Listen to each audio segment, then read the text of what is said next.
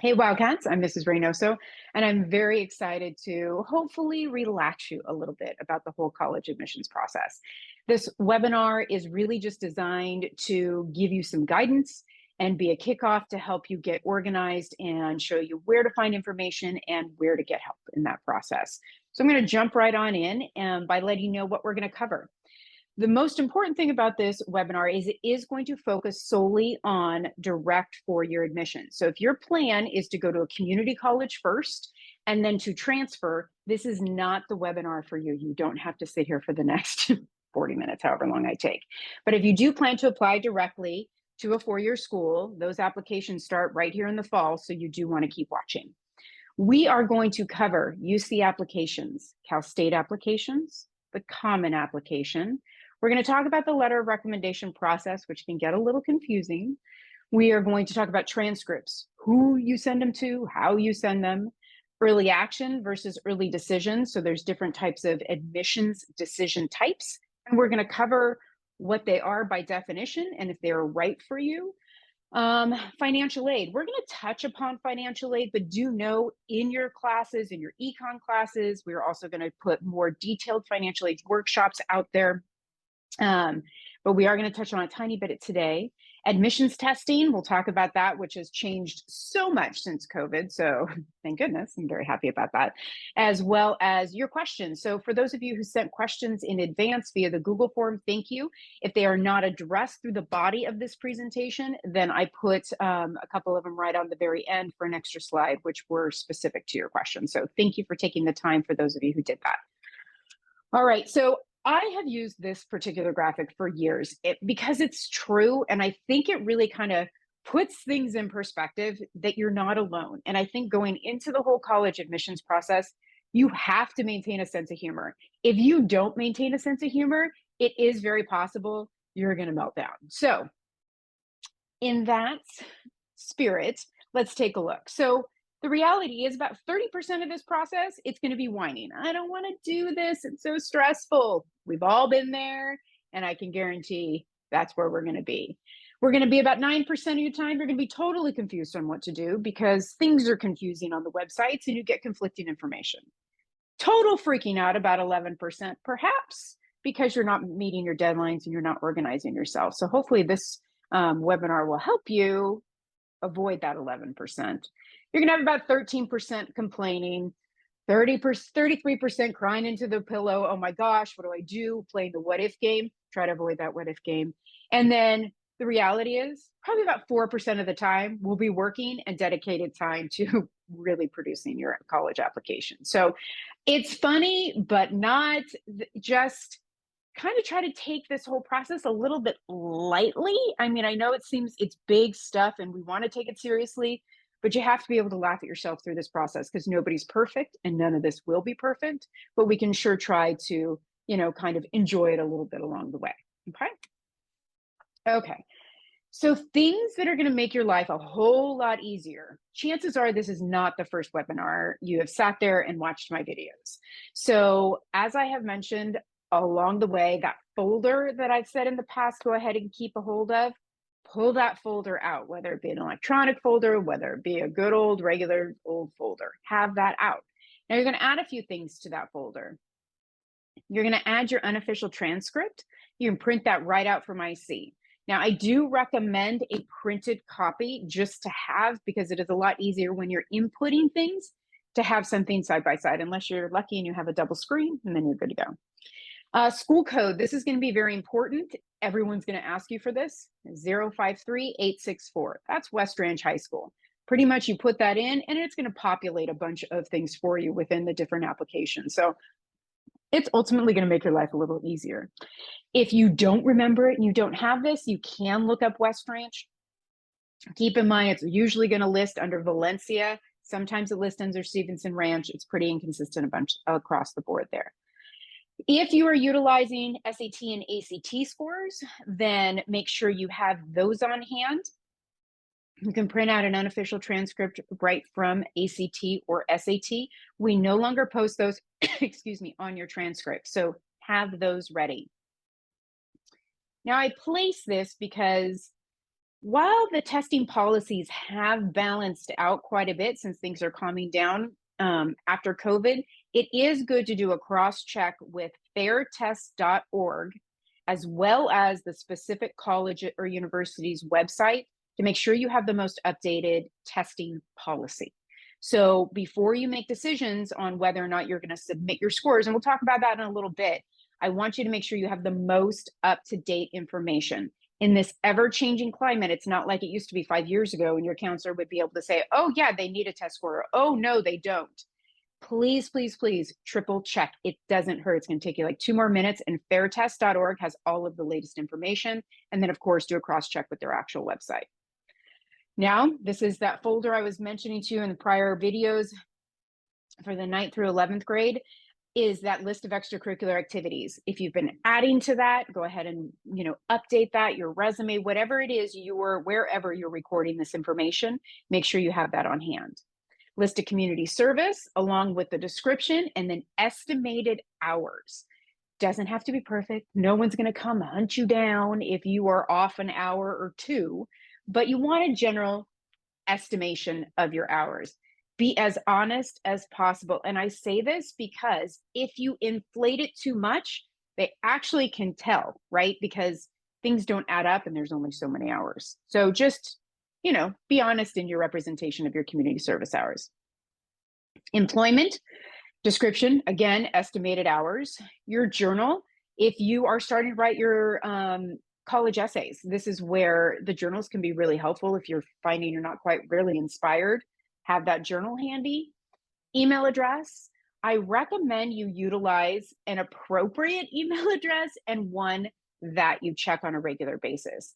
I always say, if you want to set up just for college, whether it be your name, whatever the case may be, a professional email address. I do not recommend using West Ranch or the school email address because that is one that can be discontinued after high school. So you're not going to be using that continuously. So by the time, if you apply to a college, get into a college, go to a college, it's nice to have all of that information consistent. You don't have to keep changing stuff and you don't miss any emails along the way. This needs to be your email address, not your parents' email address. This is a huge practice and exercise in pretty much getting ready to be an adult, going out in the real world and being responsible for your own emails and not just have your parents letting you know what needs to be done. So please make it your own email address. And then credit card. So you will need to pay for the applications, and this is all done electronically through credit card. All right, so that's maybe where you need your parents' help a little. Okay, some quick organizational tips. I do recommend create a central calendar around dates and deadlines, whether that be through a Google Calendar, whether it be Apple, whether it be just old school, puts a paper calendar on the fridge, whatever the case may be, whatever you're going to look at, put those dates and deadlines on there. So that really helps with that stress level and that freaking out that we talked about earlier. So you're not shocked when these deadlines come and you're not scrambling to get it all in, because this is not a time for you to execute things at the last minute. You need to represent yourself better than ever, and like cramming for this stuff, is it really going to cut it? And it's only going to hurt you. I mean, truthfully. Zello. Zello is a fantastic tool to explore colleges, and then you can kind of link to those colleges from there. So it is all inclusive. However, there are a lot of different search engines out there. We understand that pretty much whatever works for you as far as exploring colleges and what they have to offer, use it. There's so much free stuff out there. We do want you to come back to Zello as a springboard. It is fantastic for pretty much starting with the career, then looking at your major, then exploring colleges. But again, there's so much information out there. And so whatever you find you are comfortable with and will use, we are happy to support. All right. Now, this is huge. Have a notebook where you keep your questions or to ask your counselor. This can be even in your notes part of your phone, wherever it is, because what's going to happen is you're going to be doing your applications at night and you're going to be like, oh my gosh, I don't know what's going on. I have a question. Write those questions down. And then first thing in the morning, you can come see your counselor and ask your counselor these questions. If you have them written down, makes all the difference in the world. I can't tell you, I've been doing this a lot of years. Can't tell you how many times students will come in and they remember 3 of the 5 questions simply because they have 8 million other things on their mind and they forget. So if you have it all in there, that helps. That also helps when your parents ask a little bit later and you can't quite remember what the answer was. So if you have the questions written down, you come in and you see your counselor, they give you the answer, you jot down the answer, and you go back home and you have the answer for your parents. It's a win-win across the board. Okay. Super important. We really want you to think outside the UCs and the Cal State schools. And so there are so many more schools outside of California and outside the UCs and the Cal States. And we want you to explore them. Some of you may want to leave California, some of you may not, and that's okay. But there's so many more schools out there that you may not even know exist. And it just takes a little bit of research. So take a little time and check it out. Excuse me. Okay. So UC applications. So this slide is going to cover some general information about UC applications. What we do is if you get stuck on the application itself, so internally and you're wondering what's going on for you, you can always stop by the counselor's office. Once we get closer to the application deadline, the counselors will hold application workshops at lunch for students to stop by, pull up their application and ask any question they have. So we have plenty of resources. This slide is just intended to give you an overview to get you started, okay? So the online application, honestly, you can just Google UC Apply, and that's gonna take you on in there. And so you can actually start working on your application right now. However, the filing period is gonna be between November 1st and November 30th. These are only UC schools, University of California. The deadline for the UCs is November 30th at 11:59 Pacific Standard Time.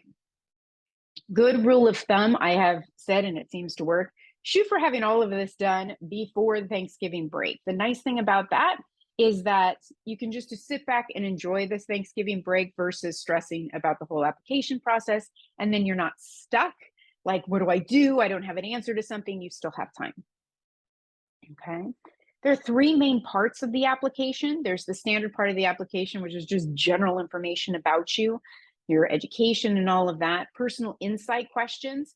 So the UCs, their essay are personal insight questions. And so when you see something that says PIQs, it's referring to the UC essays. There's short little essays and questions, as well as an additional information section. Okay. And that additional information section can be used to explain anything that kind of doesn't quite make sense in your application overall. So some decisions you might have made academically or some hiccups in your education that might need to be explained. It is not an extension of your essay. It's merely, if you think of an application as a way to connect the dots, right?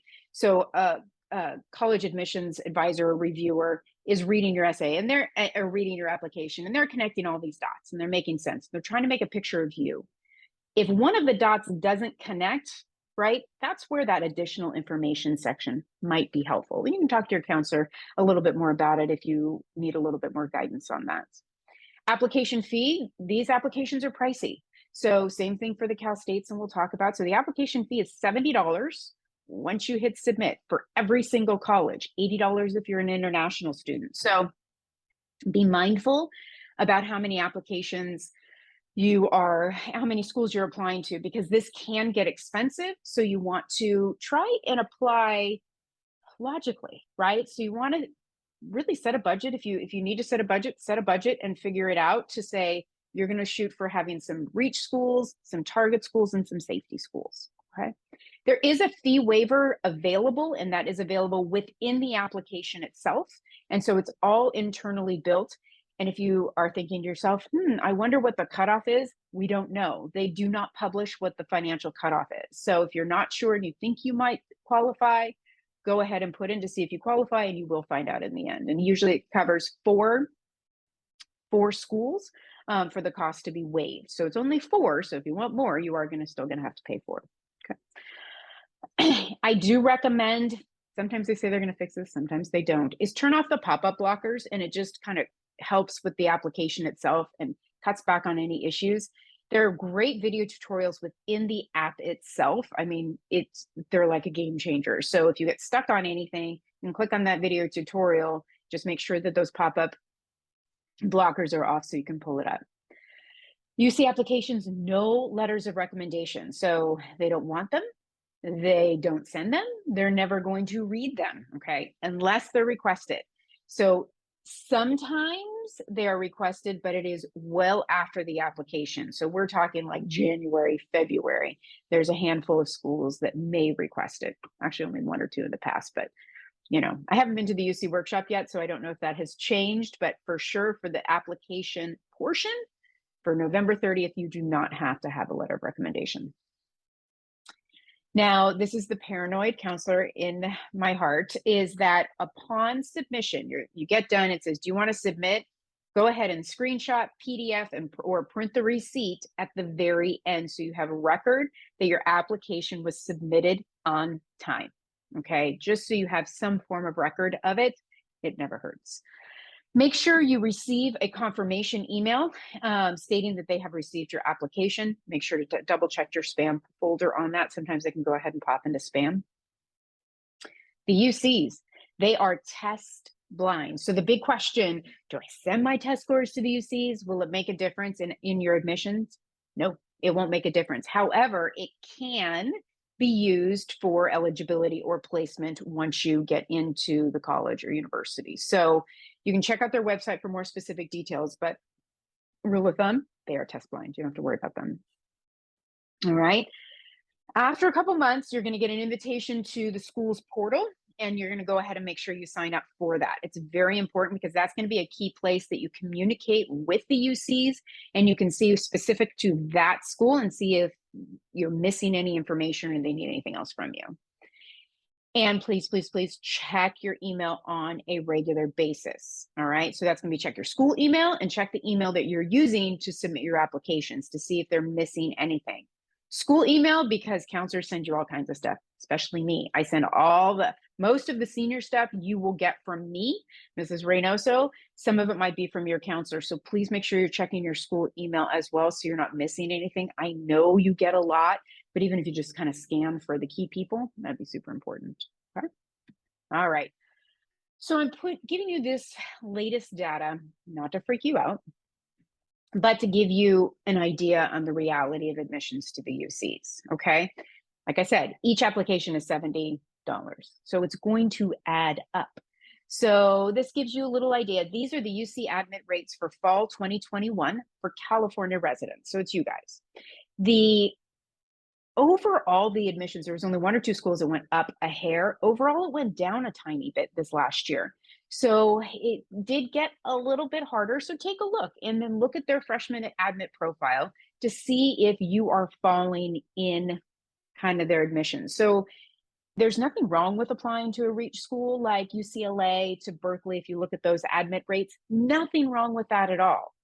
But please be sure it's balanced. If you're applying there, you need to make sure maybe you have some Target or some safety schools in there. Maybe you should make sure you have a Merced in there, right? Or maybe a Riverside for a Target, depending on what your GPA is, okay? So please just kind of keep that in mind when you're building your application list, okay? Fabulous. Okay, comprehensive review with the UCs. Comprehensive review means they're going to look at everything. So they really, truly do look at your entire application, okay? They're going to look at your GPA in A through G classes, okay? It's very important. And they're going to look at different GPAs. So as you know, some people say that ninth grade doesn't matter. You'll see that some of the classes are weighted, some are not weighted. They're going to do kind of the initial GPA is going to come out in 10th and 11th grade with a cap on honors and AP, but they're going to take a look at a lot of different things. So it's very important to look at your whole transcript, but it really is going to be in those A through G classes. Super important, quality of senior year classes. So when your counselor says to you, maybe you shouldn't drop that class, maybe you should take 5 classes on campus, things like that, because they are looking at the quality of your senior year. I know you guys have all worked so hard through the years, but colleges are expecting that you're still working hard, okay? So that is very important. And that is all the way through senior year. That doesn't mean in the spring you drop things, Okay. If you do, you're going to have to tell the colleges, by the way, that's going to all be on you. So you want to stay. If you start math, you finish math. Okay. Talents, achievements, and awards. They're going to take a look at promise of leadership. And I want to make a comment on that. The assumption when they see promise of leadership, the assumption is not that every single student needs to be a leader, right? Because colleges build their freshman class with all different types of students. Not every student is going to be an ASB president, okay? But they can demonstrate strength in a lot of different areas. So I don't want you to think, well, forget it, I can't do anything because I don't have strength of promise of leadership. You do. Look at different parts of your life and what you do and how you contribute to the school community and your personal community outside at home. Okay. Marked improvement. Let's say freshman year was rough, right? Some of you may have had a little bit of a rough time during COVID, but right, they're going to still look at marked improvement. They are looking at big pictures. Academic accomplishments in the light of special circumstances, okay, and being able to explain that, special projects or accomplishments. And then the full detailed list is actually listed right on the UC website, okay? So the different schools will also let you know if it's a comprehensive or a holistic review. The big difference between the two is they're looking at the big picture. I mean, not the big difference. They're just looking at you and everything. So everything you put in there is important, okay? All right, the Cal States. So we have a map here of the Cal State schools. Same thing, you're going to apply online. They'll be applied to all of the Cal States within one application, similar to the UCs. No essays, no questions. So there's no personal insight and there's no essays. Okay. No SAT or ACT. Same as the UCs. They can use it for placement only. It's not going to be used to determine admission. Right. No letters of recommendation. The application deadline, same as the UCs, very easy, nice and easy to remember. And this one, though, you can start hitting submit earlier, October 1st. So it's kind of nice because this is a pretty straightforward application. So it's nice to get these done actually early while the UCs have a little bit more involved. So that's super helpful. Application fee is the same, actually gone up a couple of years ago. They too have a fee waiver built in internally. So you will have to click on the one, apply for the fee waiver, and they will let you know if you qualify for that fee waiver. Print that PDF and set up a portal once you're invited. So super important to just kind of take step by step by step. No letters of recommendation. It's not going to make a difference. And super important as well, only declare A through G classes. They do not want, like, for example, big question that comes up every year is, do I put health in there? Do I put PE in there? Because it's on my transcript, I took it. Do I put it in? No, it is not an A through G class. So these internal programs, the UCs as well, they pull from our A through G list, which you can pull right off the UC website. Just type in A through G approved courses, West Ranch High School, and you can see all of our A through G classes by year, okay? So when you enter, you're gonna type it in and it's gonna pull the course title, okay? So that's very, very important. And so if you get stuck, we've had some course title changes, so that might be a point of a little hiccup. A little pro tip here, make sure you have the right year selected so that the correct course title comes up. And that should take care of any little blips. But if not, come see your counselor, we're here to help, okay? Fabulous. So Cal State admit rates, they are a little bit more generous depending. There are a lot of them, so that's why it's so squished. My suggestion for you is to check out each individual school's admissions rates, and that'll give you a better idea of their profile. These are US rates, but the reality is about 99%. That's a little exaggerated. I think it's like 96 or 95% of students who go to actually attend CSUs are California residents. So, but do check out their website just to kind of take a look and see. Okay. All right. So specifically for Cal States, when you're checking out their websites, you're going to start to see language that shows up a lot. It's going to be major impaction and campus impaction. And I just want to spend a little time defining it so you know what it means. The short version of this is harder to get into, is plain and simple, okay? So it also means that the admission standards can be a little higher. Major impaction's a little different. So we're going to start with that one. So it basically means that you have the number of students, right? Fully eligible, good grades, meeting the A through G requirements. So the number of eligible students for that major exceeds the number of spots that they have available. So what that means is you may not get into the major initially. You may be admitted to an alternate major, which is a very good idea for you to list alternate majors. That doesn't mean you're stuck there. You can always apply in later, right? Or you can keep applying in once you've matriculated or gone to that school. Okay. Campus impaction. This one's a little different. So this one is where you have they have a limit on the number of students who can enter, and the number of applicants exceed that number. Okay, so pretty much there's more kids applying than there are spots at the school. Now, I put a background here of my alma mater, UC Santa Barbara, to kind of paint a little bit of a picture, because especially with the Cal States, anything near a beach is going to be a impacted campus. Okay, so that means their admission standards are going to be a little bit harder, because I mean, who doesn't want to be near a beach? I'm just throwing that out there. So it's great. And so just kind of keep that in mind, and then take a look at, again, you want to make sure you're going away to school, then maybe look at some different schools and look at all the amazing things that are out there in some of these college towns that just may not have like an ocean view. Throwing it out there. Okay, we've covered UCs, we've covered Cal States. Now, private and out-of-state schools. This is where it gets a little less straightforward, because there's so many out there, right? We have a ton of private schools in California, a ton out of California, and a ton of public schools out of California. So this is where it gets a little bit stickier, and the counselors can't be as specific. So we need you to work with us, okay? So it can be very important that you check for admissions requirements, coursework, and testing, as well as deadlines. Overall, if you qualify with A through G and you meet the A through G requirements, for a majority of colleges outside of the US, private and public, outside of California, private and public, you will be meeting their requirements. Most. It is not all. So it is super important that you check out the different requirements. There are colleges that are going to require 4 years of math. There are colleges that are going to require an extra science. So please double check them. We cannot know every single school. As much as I would love to, there's a lot out there, and everybody has their own little different things. So it's important that you check out Zello and you check out their website. Testing requirements, same thing I mentioned earlier, fairtest.org. Love it. I bookmark it even on my computer at school. Okay. Then I really want you to do this, is to check and see if their application is part of the common application or they have a school specific application.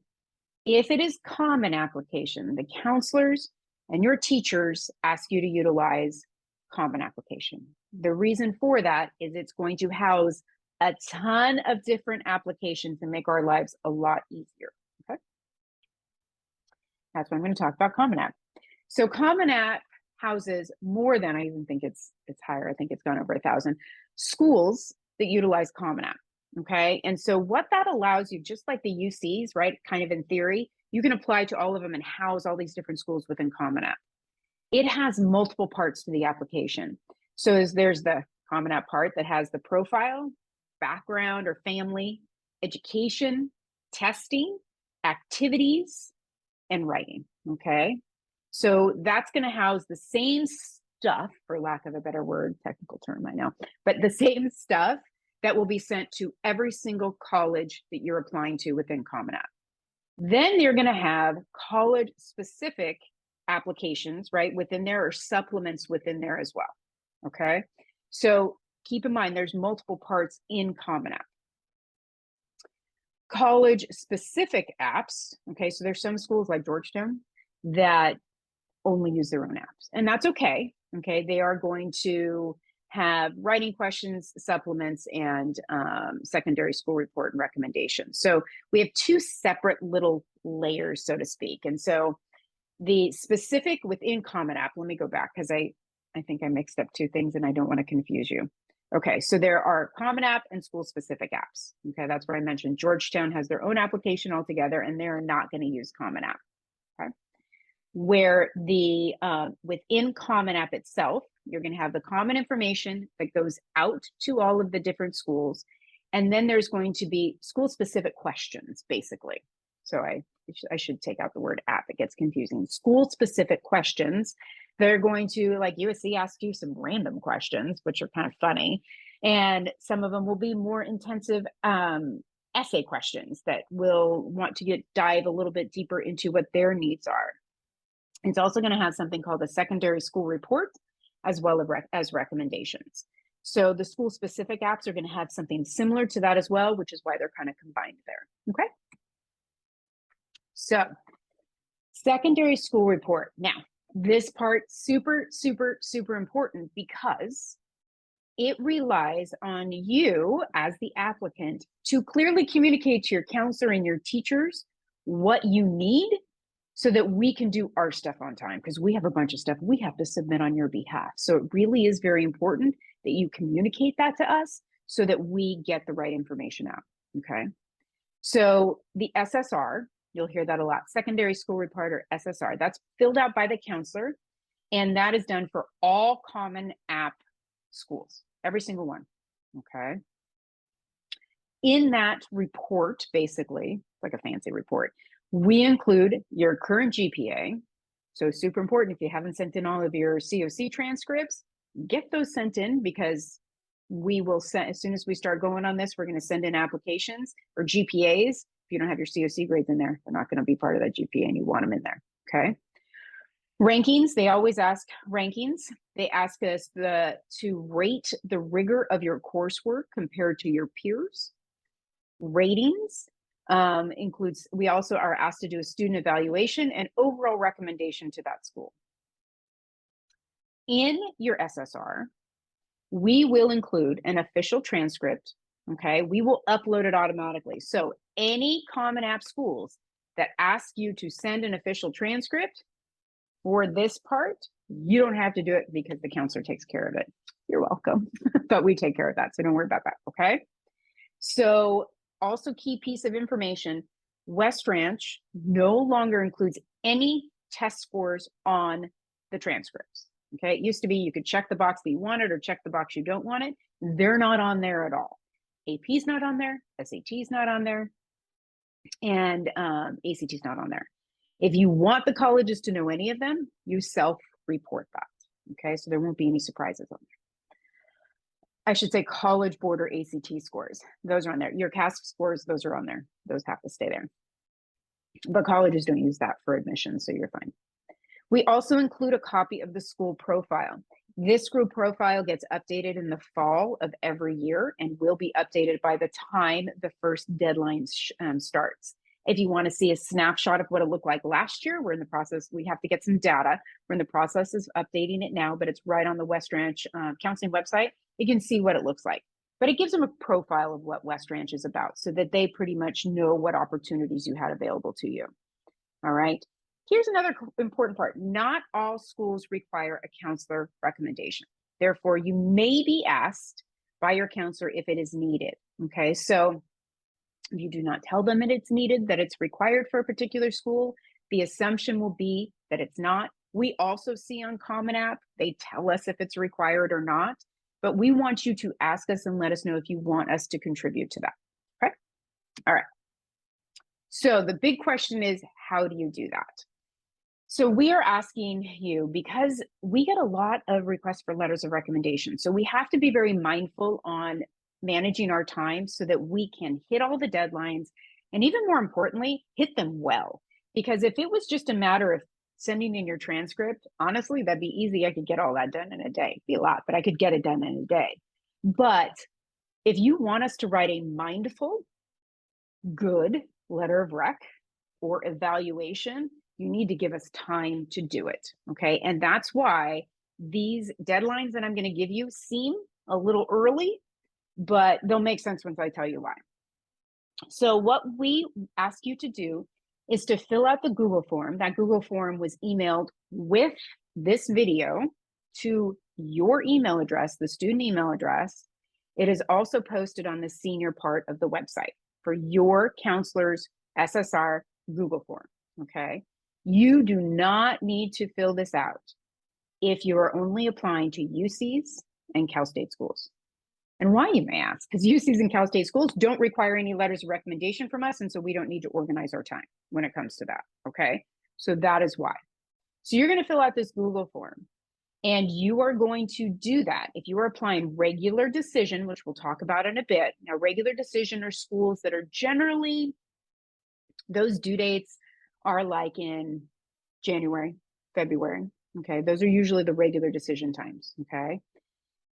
If you are doing regular decision, RD is how we'll refer to it, and we're going to explain more on regular decision, early decision, that is due October 31st, okay? Yes, I know the date, but by 3 p.m. on October 31st, you need to submit this Google form and do everything on that list. One of the things on that list, watching this video. Another piece on that list is doing a brag sheet, okay? Now, this is the big one that's coming up, and if you listen to nothing else, listen to this. Okay, if you are applying early decision, early action, or if your deadline is due 3 weeks prior, whichever is first, then you need to let us know and submit this form by September 7th. Yeah, that's like soon, a couple weeks. So early action, early decision, we need to know where you're applying by September 7th. Now, we do not expect you to have your entire college list ready by then. So the reason for this, we need to know your very first Common App deadline by September 7th. So if you know I'm doing one school early action, okay, and it is due October 1st, then you need to tell the counselor via this form by that deadline. And here's the reason why. Early action, early decision has become very popular, okay? We'll talk about if it's a good decision. I don't think it's right for everybody, but you should talk to your counselor about it. To give you some perspective, and so for parents who are thinking, how can we ask this of the students so early? Myself alone, my alpha, last year, I had 67 early action, early decision letters I had to get in, right? Many of which had a due date of October 1st, October 15th, November 1st. So that's a lot to get done. We don't get special time during the day, but that's a lot to get done well, right? In such a short period of time. So I ask you, okay, number one, please respect our time and let us know. You can just put one school on there and then add the others later. That's fine. But that tells me I need to get going and I need to start planning. Hopefully that'll make sense, okay? All right, students, like I said, must list their applications and their deadlines. So where you're applying, what type of application, is it school specific? Is it through Common App? Okay, you must have the first one and accurate deadlines in there. All right, students must, here's the key. You must complete all steps in the process before we continue.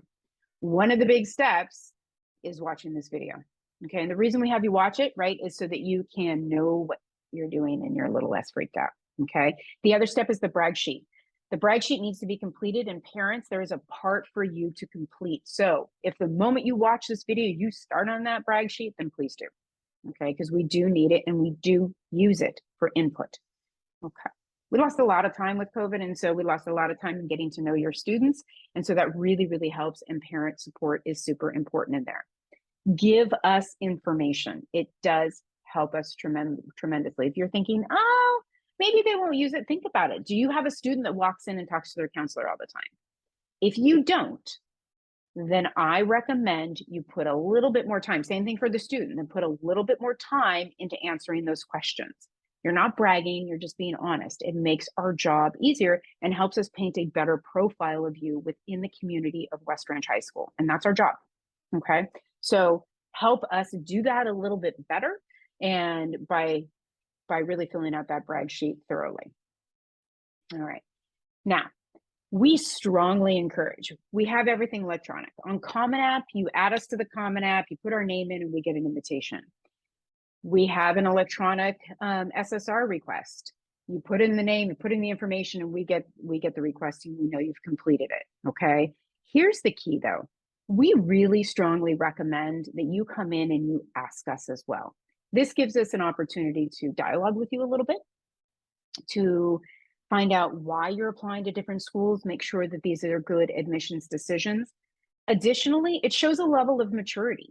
We are being tasked as counselors with telling colleges you have the emotional maturity, right, and the wherewithal to head off to college without your parents and be able to navigate all of this without them. Okay, so show us that you're going to do the adult thing and walk through our door and ask us. And it really does go a long way.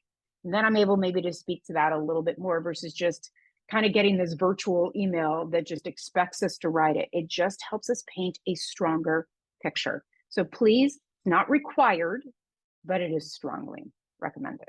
Okay. Now, I get this question a lot, mainly from parents. What if I have a private college counselor? No problem.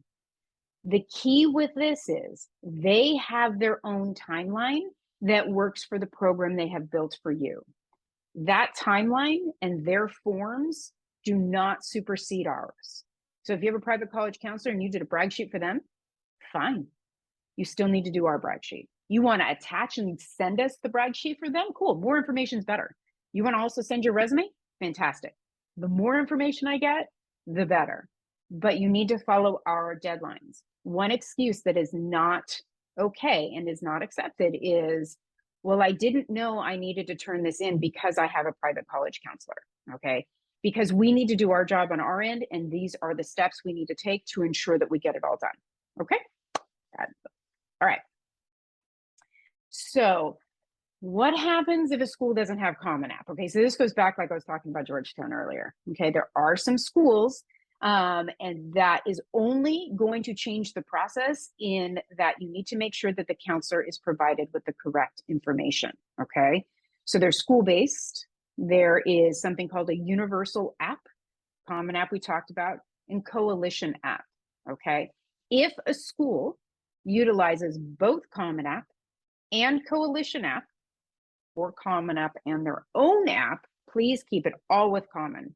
Because if you're applying to 5 schools in Common App, we'll say, I would love to only upload the information once versus 5 different times. Okay, so it just keeps it all housed, and you can track everything in Common App.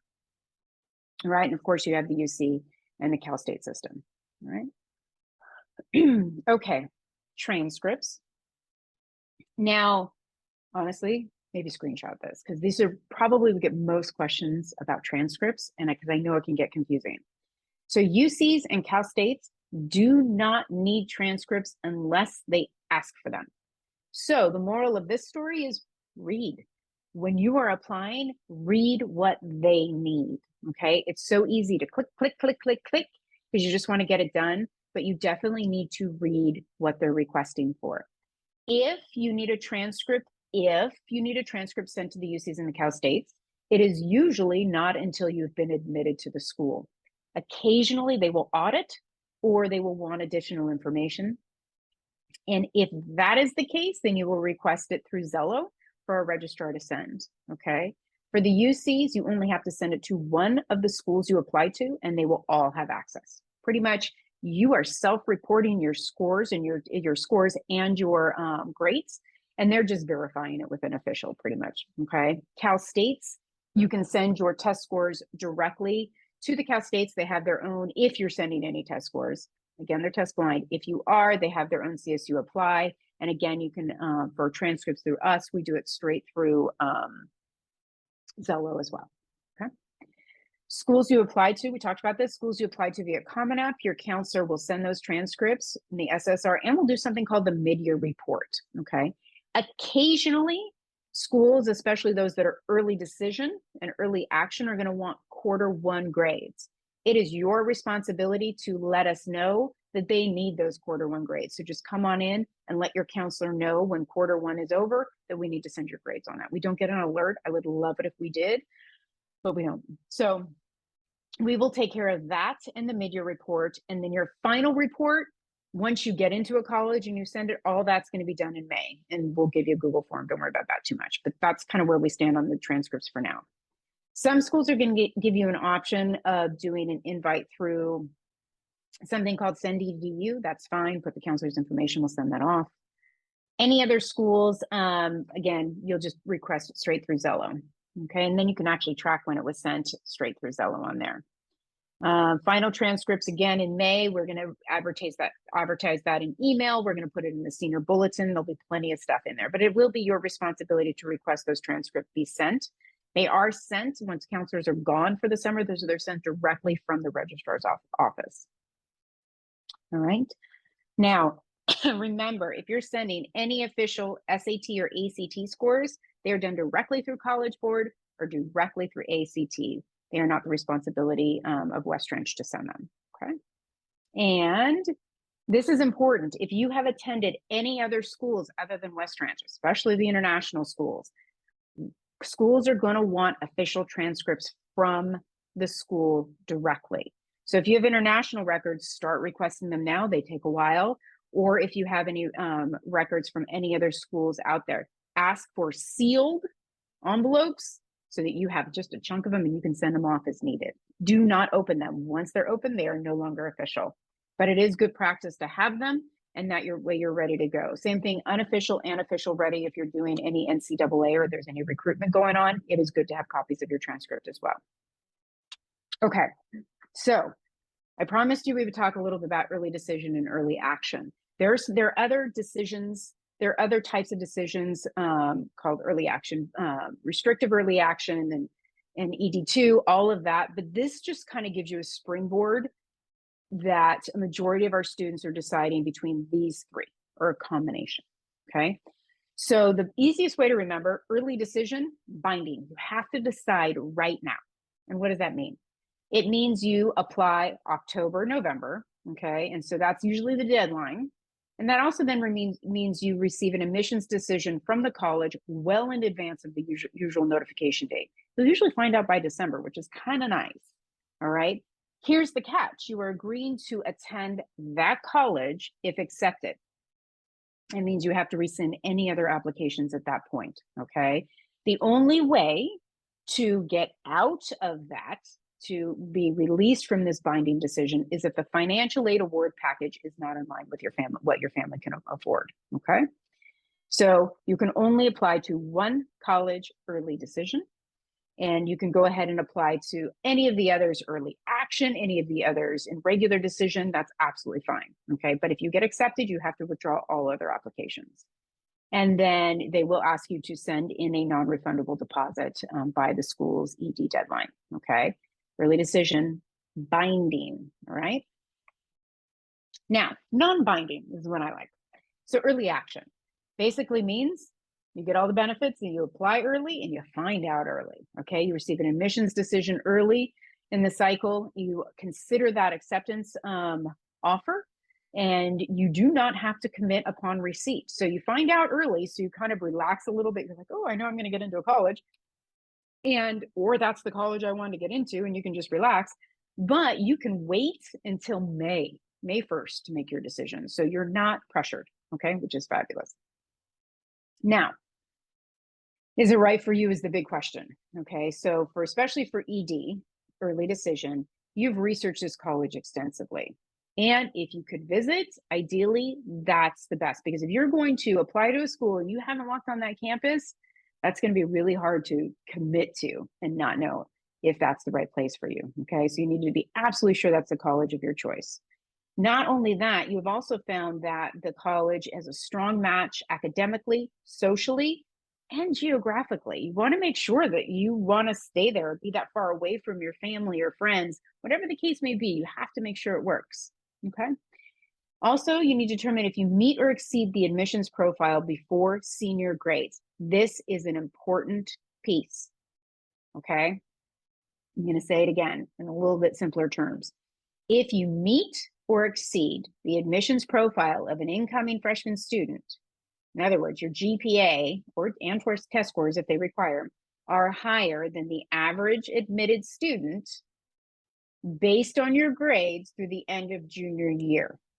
Okay, maybe you have a couple COC classes in their summer and they're in your transcript. Okay, but that's the profile they're talking about. They are not going to consider your current grades senior year on your admissions for an admissions decision. They will see what you have in progress. Sometimes they'll want the Q1 grades, like we talked about, but this is important.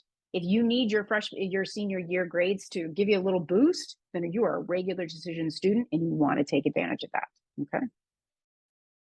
And this also is important, has had an academic record that has been consistently solid over time. If you had a bit of a blip in your academic record, I do suggest you consider regular decision because they want to see data, right? If you've had pretty much the same grade since you got here and you're doing good, and okay, then ED or EA might be good for you. But if you have that blip, a little bit more data to show that you have been consistent, you continue to grow is going to be important. And statistically, many of you have figured it out by the time you're seniors. All of your grades seem to be so much better, especially first semester of senior year. So keep that in mind. Okay. Testing policies, like I said, they've changed a lot. You're going to see things that pop up: test optional, test blind, test flexible. Each college seems to refer to it a little different these days. There seem to be more terms out there. The long and short of it, they're either going to look at it, not look at it, or require it. Okay, so make sure you read the details when it comes to that. Okay. The question I always get asked, if it is test optional, I'm going to back up a little. If it's test optional, if you scored well, right? If you did well and you can see what the average of those students is, then submit it. It can help you if it is an optional school. But if you didn't, it is not going to work against you that you didn't submit it. Okay, things are changing a lot, so keep that in mind. But look at the individual test policies. Okay. All right. The dates, the deadlines, the UCs, Cal States, other schools.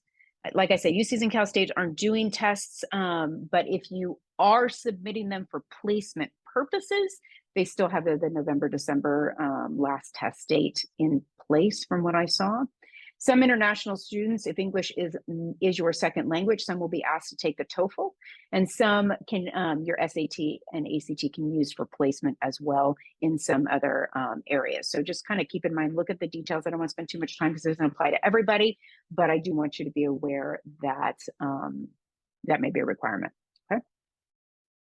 Okay, financial aid.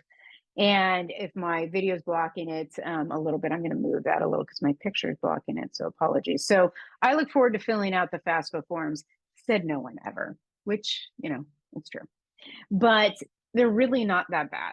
Okay. So the reality of financial aid, and this is where parents need to perk their little ears up there, is that so much money goes unclaimed simply because people don't apply.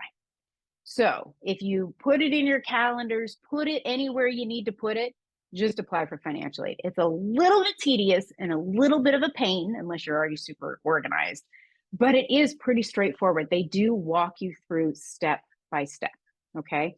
And you can start this as early as October 1st, all right? The key is to have it done by March 2nd, because that's when you potentially can qualify for the Cal Grant, all right?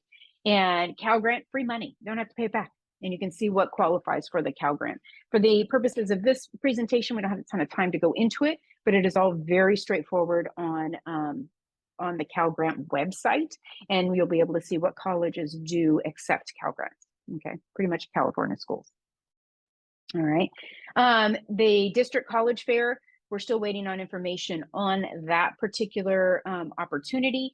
In the meantime, we will have college reps come onto West Ranch's campus. Most of them will be right around 8 o'clock, even though we started at 8:30. We might have presentations in the Career Center with them if the college rep wants to go into a little bit more detail.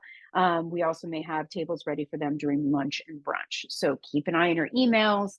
West Ranch TV, they will be promoted. So it's a good opportunity for students to actually meet the reps, and it's great for the reps to get to know our students. And a lot of these reps are the first readers of a lot of these applications. So it's worth doing and get tips and get to know each other and see if it's a school for you.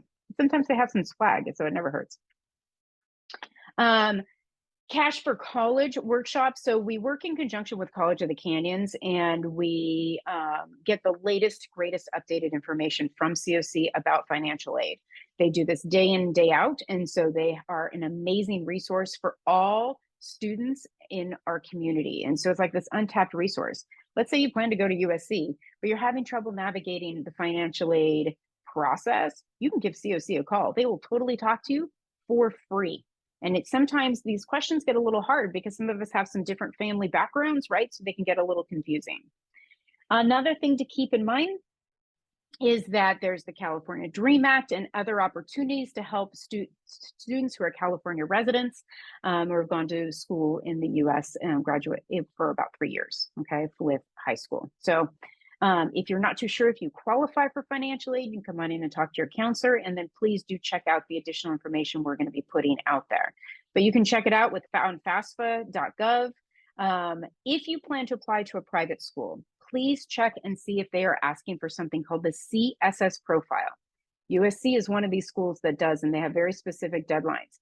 The CSS profile gets a little bit deeper into your financials to see what you qualify for, more private school-based scholarships, grants, loans, things like that. Okay, so check it out. There is a fee for it, but you do want to make sure that you take advantage of that if you are applying to a private school, especially, I mean, these schools are expensive. And so it doesn't hurt to apply. Worst case scenario with FAFSA is you get some loans with some good interest rates. And even if the parents are financing it, right, they're still pretty good. So, and they can help out with that. So please just apply. Doesn't hurt, doesn't cost anything. The econ classes are also going to cover this with some of the students. There's a whole section that our econ classes does, but gets going with, but honestly, it's all pretty straightforward right on the website. All right. Scholarships, we have great scholarships that are posted to the to Zello on a regular basis. We have a counselor who updates it consistently as we get new ones in, so check back here and there. We put information on WRTV in the bulletin, and oftentimes they're sent directly to students about scholarship opportunities. Those are more local scholarships, FastWeb, scholarships.com, CHEG, CAPEX, College Board, Niche. There are a bunch of different search agencies that are out there that will allow you to search for a broader selection of scholarships. So they're there, they just take some time, okay? The athletic scholarship process, this is a question that comes up quite a bit. This is a great little article that'll kind of help you take a look at how to get athletic scholarships. And so again, this is more of a select group of students. So if you just want to, you can always link to it or take a little screenshot and check it out. And it's very well written through Princeton Review, so thought I would include it. Okay. Western undergraduate exchange. So college is expensive, and I hear a lot, well, I want to go out of state, but I'm not going to go out of state because it costs too much money. Well, yes and no. There are a group of colleges that are part of the Western Undergraduate Exchange, aka WUI, okay? And they're part of Washington, Oregon, Idaho, Wyoming, North Dakota, Colorado, which pulls a lot of our kids, New Mexico, all around, okay? And so what they do is they offer a reduced tuition rates to California residents. There's a limited number granted, so you want to hit their deadlines. Usually there's a GPA requirement, usually right around a 3.0. But there's some amazing schools that are part of WUI that are basically in-state tuition costs, even though you're a California resident. So check it out. It's 100% worth it. And look at some of their programs. I mean, there are some hidden gems in these schools that sometimes you don't consider because you don't know them. They're not the name brand we hear all the time, but there's some cool schools, I have to admit. I've been really impressed with some of their programs over the years at such a savings. So think about it. Okay, tidbits. Strongly encourage you to take visit a campus, take a virtual tour, okay? Senior grades count. Wait, did I say that? Senior grades count. So spring semester of your senior year, those grades, the expectation is you maintain the same level of performance as you have when they admitted you. So these grades do count, and the admissions has been revoked. I've told the same story for so many years. And that is that I have had seniors whose admissions have been revoked because they let their grades drop. Okay. So is it you're an A student and they drop to a B second semester of your senior year? No. Okay. But when they drop significantly and something went on, that can be dropped. Scholarships can be lost. So this is a big deal. So just keep going. You got this. You're so close. Okay. If you drop a class, or change a class in your schedule once you have submitted your application, it is your responsibility to contact the college and tell them you have made the change, because they're admitting you based on your planned coursework. So if you change that, that's important. All right. Is it okay to apply undecided or declare a major? It is okay to apply undecided if you don't know. There are some schools that do require you to pick a major. Cal Poly SLO, you're going to have to pick a major. But if they allow you to apply undecided, that is just fine if you genuinely don't know. If you do know, then go ahead. And so it's always the question, it's a game of numbers. But one thing I always caution students who say, well, should I apply to a major that, not that many is unimpacted? Okay. Well, because I really want to get into one of the really impacted majors. My argument to you is this: there is a chance that if you do that with the plan of changing majors, there is a chance you may not get into the major you want to get into. So you might as well know now the odds are of you being able to access your intended major on a campus versus getting there and saying, sorry, now you have to totally change your major because you didn't get it anyway because it was impacted and you chose something else. Okay, so just be careful with playing that game too much. Apply broadly. So I've said it a few times: reach, target, and safety schools. Those safety schools are ones that you meet or really exceed the admissions profile. Okay, so your GPA is a little bit higher than the average student admitted, and if they take test scores. Okay, target, you're meeting it. You're right there. Those are the schools that like, oh yeah, that looks just like my little GPA in my profile. And then reach schools, those are the ones that have that kind of small admissions rate. And you may still show in that ballpark range, right, of what that GPA is, but there are more students applying than there are spots. Okay. Something that resonated with me greatly is I did a workshop with the admissions reviewers from Stanford quite a few years ago. And they stated if they admitted every single well-deserving valedictorian and salutatorian from every school, they would over-enroll. So it's impossible to truly take every single student that would be perfect for that school. So even though you fit that admissions profile, that school might be a reach school, okay? And so my reason for telling you this is balance. So students ask, how many schools should I apply to? It really depends on how balanced your list is. Ballpark, 7 to 12, if you have a few from each category, okay? But some students might have a lot more reach schools. If you do have a lot of reach schools, then you might be applying to a few more schools simply because you need to make sure you have some target and safety schools in there, okay? But don't apply to a school if you have no intention of attending that school. So if you say, if I don't go and get into UCLA, I'm going to apply to UCLA, I'm going to apply to CSUN, and I'm going to apply to Dominguez Hills. And you say, okay, I have a target, a reach, and a safety right there. Okay. So if you say that, but then you say, well, if I don't get into UCLA, I'm not going to go to the other schools, I'm going to go to a community college, then fine. Why waste the money on the other two schools? Go to community college. Nothing's wrong with that. Community college is a fantastic way to transfer and still achieve your goals and save a little bit of money in the process. But just kind of as you're building that list, be very realistic with yourself and have these conversations with your family, especially about financial aid, because that's going to be an important piece to find out how much aid is awarded and how much the family can afford before you get your acceptance letters, because you need to know what the playing field is, right? And what you're going to be able to do and what you're not able to do. Okay. Okay, parents' role. I know I'm talking a lot. So thanks for sticking with me, but it's important to know the parents' role through this. Really, you're the cheerleader. You're the safety net and you're the guide. Okay, you really are the reality check, encouraging options, not negative, but encouraging options. So, can a student apply? Is it something to a reach school? Is it a place that they may, feel like they don't really have a chance, but they're always regret not applying to, and you're able to financially support that? Then great. But maybe then encourage a few more safety schools along the way. Okay. Tip for proofreading. This is hard. I'm a mom. I went through this with both of mine. This is one of the hardest.